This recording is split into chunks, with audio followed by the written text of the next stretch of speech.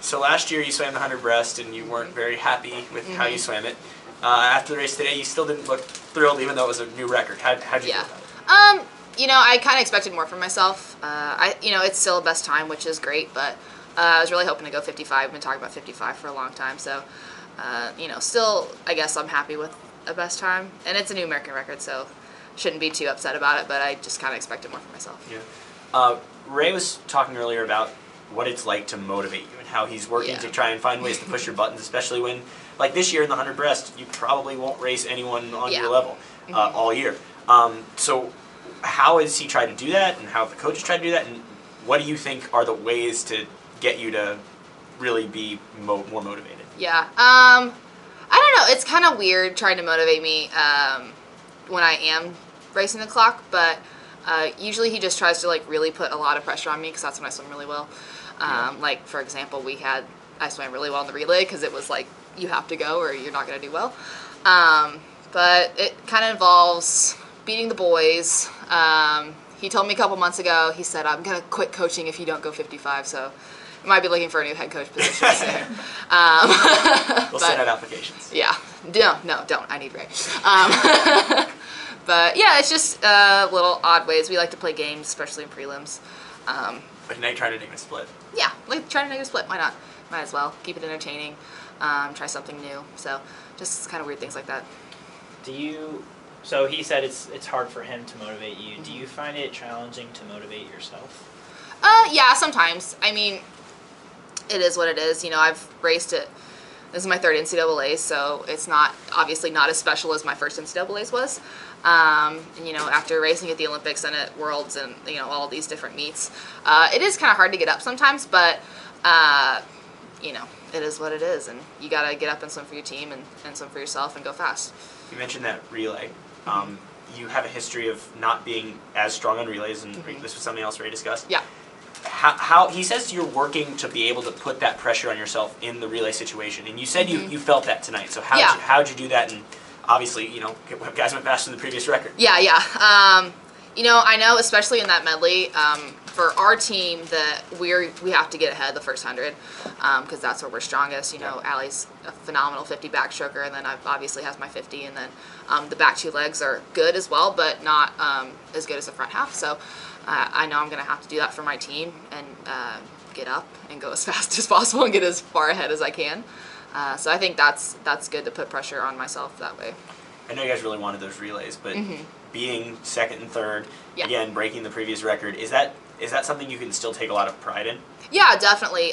Second's our highest relay finish as a team ever, so I'm really proud of the girls for that. And you know, we had 4 good splits. You know, what else can you ask for? And then tonight, you know, having Grace on the end, I know she's a little bit upset, but Simone went 20.4. Like, what are you gonna? Like, you're ridiculous. A freshman, and you had your best split ever, and you got run down by an Olympic champion. Like, you know, no shame in that. But yeah, I mean, it's all good, and that is what it is. Like you said, third NCAAs. I've seen you on the rail a bunch, cheering on your team. And yeah. How does this one feel from a?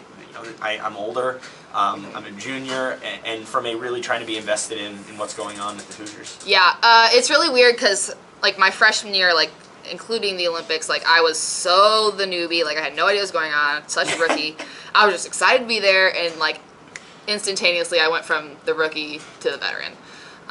You know, as soon as I got back from Rio, it was like, oh, we need to look at Lilly and do what she does, or ask her what to do, or things like that.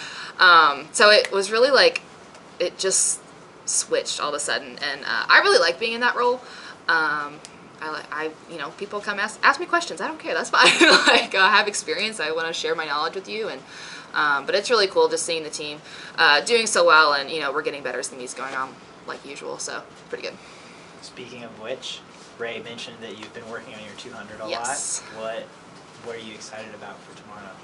Just ready to go fast. I'm sick of seeing 203 on the board, to be honest. You know, I went 203 my freshman year. I'm kind of, you know, swam really well, swam really good long course 200 breast this summer, and I think it should translate over short course, and then short course can translate over long course, and ready to go. You know, I train a lot of aerobic. I feel like I train for the mile about half the time.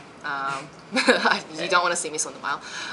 But, I know I definitely have the back half and the front half to put together to have a good race. So, yeah, I'm excited. How do you feel about those Aggies? They're coming. Yeah. It's going to be a good race. But, see who takes it out the fastest and brings it home the fastest. So notice you have the same towel behind the blocks. Is that like a good luck charm for you? Yeah. Well, the story behind the towel, I had a friend that passed away when I was a junior in high school.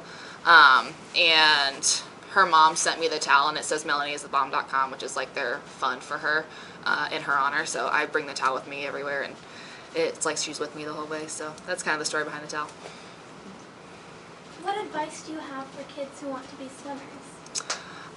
For kids who want to be swimmers, get started right now. A lot of us, start swimming at very young ages. I was 8 when I started swimming year-round. But, just in general, just find something you love. Swimming was definitely my first love, and I tried all sorts of different sports to see, if I like track better, if I like volleyball better, things like that. But swimming was always the thing I came back to, and, I just loved it and always had fun with it and kept working hard, and that's how I got here. So what first inspired you to swim? My mom swam in college, so I decided I kind of wanted to be just like her. And that's kind of just how I got started, and then it just kept rolling after that. Thank you. Thanks, Lily. Have fun at 200. Thank you.